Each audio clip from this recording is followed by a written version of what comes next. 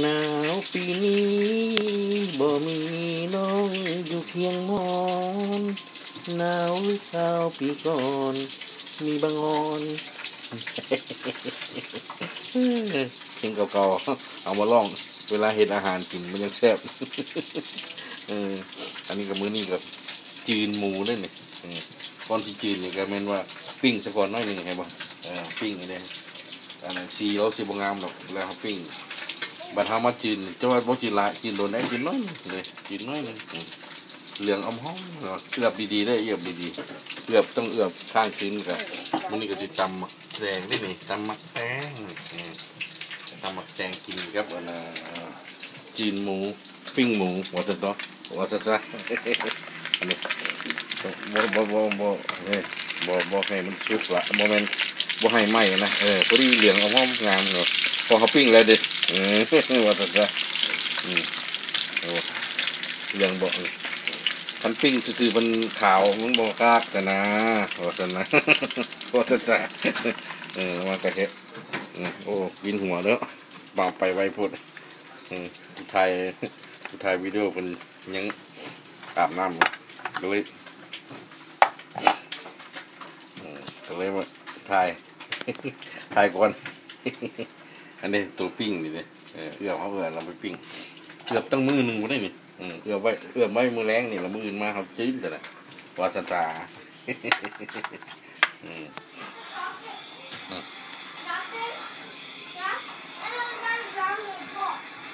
ตำบักฮุงไม่ตำบักแตงเอาผู้เดียวเลยมันภาคผู้เดียวต้องเป็นเฮ็ดนึงตำบักแตงแล้วก็เนี่ยแล้วเรียบร้อยแล้วมือหนวดเอาตำบักแตงให้กินมีมือกล้องมาแล้วตำให้คือแบบเป๊ะๆนะเดี๋ยวดิlike this ตำบักแตงเผ็ดนี่จุ่มมันน้ำHey mom Thank you What Okay thank you Okay bye bye Hello สบายดีfunny okay สบายดีfunny family อ้าวคือบนนบแล้วถอดต่อยฟันนี่เลย What's up man ตำบักแตงเด้อตำบั อ้าว กแตงผู้นั้นได้นบบ่เป็นบ่น่ะเอาสบายดีกินข้าวกับหยังนี่ตำบักแตงจืดสิ้นปิ้งสิ้นจืดสิ้นตำบักแตงเด้อแซ่บๆเส้นหยังล่ะนะสิ้นหมู บูมันอูด Moo that's cow daddy หมู Moo is pig okay that's pig เนี่ย if you say moo that's cow okay หมู อูดแซ่บมาจับตำบักแตงnumber one อ้าวอิ่มแล้ววะเจ๊กโอเคแซ่บบ่หั่นร่อนเริ่มเลยเริ่มปิ้งหมูผมชอบบ่หั่นเนาะสไตล์โฮมเมดเอาบัดเท่าต้อยคือมากินต่างนั่นน่ะนะมีกรอบมีเพื่อราดหน้าเรือหน้ามันแล้วมันมาเทิร์นเป็นหมี่กรอบอีกจริงครับปาโตหมักเลยเทิร์นได้หลายอย่างเนาะเป็นหมักเลยของหมักบ่นี่เอาตู่คือบ่กินซั่นน่ะฮะyou hungry later okay what you making now ตู่เขาให้ไทยอันลูกหลานyou now and the neighbor โอ้ neighbor วะ because เขาเป็นแม่ everybody in the neighborhood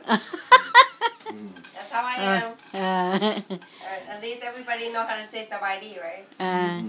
เพิ่นเลี้ยงเนเบอร์เพิ่นพ่อแม่เขาไปเหตุการณ์บ่มีไผเบิ่งมาเคาะประตูหนาวเข้าเฮือนบ่ได้เป็นแต่อีต้นทุกมื้อเลยต้องมายืมมันนั่นมีดไขเฮือนเอกภาพลูกหลานคนนั่นน่ะนะแม็กมาแต่ว่าอันนั้นแนวใดก็เป็นลูกเป็นหลานนั่นแหละไอ้ดูต้นเด็กๆเด็กน้อยโอเคสินะกินแซ่บๆเด้อแซ่บๆมากินได้ไหมอ้าวเดี๋ยวสิมากินนำ ไอตีก็อิ่มแล้วเนาะไปแล้ว แบบโอ้ เอาสันนั่นน่ะน้องเจ้าได้สันน่ะท่าต่อย ตุ๊กตาวะ นางตุกตาไปใส่ครอบครัวนางตุกตา ทำงานอยู่ อ๋อ เป็นงาน ทำงาน เป็นการ เหตุการณ์ลูกให้บ่มันเหตุงาน อาการเนาะอันนี้ซื้อไหน เป็นการ เหตุการณ์ อาการแล้ว เพิ่นไปเหตุการณ์อยู่ ไปการอยู่ยังไม่ได้เลิก you miss that ยังไม่ได้ ตัว เลิก อันไหน เด็กมามีถามว่าน้องเจ้าได้นางตุกตาเพิ่นว่าเราไปงานเราไปเฮ็ดงาน โอ้ it's different ทำงาน งานน่ะแม่นริงโก้งานตรงแรงอะนะ ไม่กู ริงโก้ตรงเต็งงาน มองกี่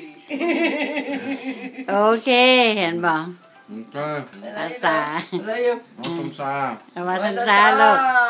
โอเค ยันว่าได้ๆนะ ลา เราไปเฮ็ดงานในเงินใหญ่ โอเคใจตกเด้อ ๆโอเคสาลาลาเจ็บ เจ็บ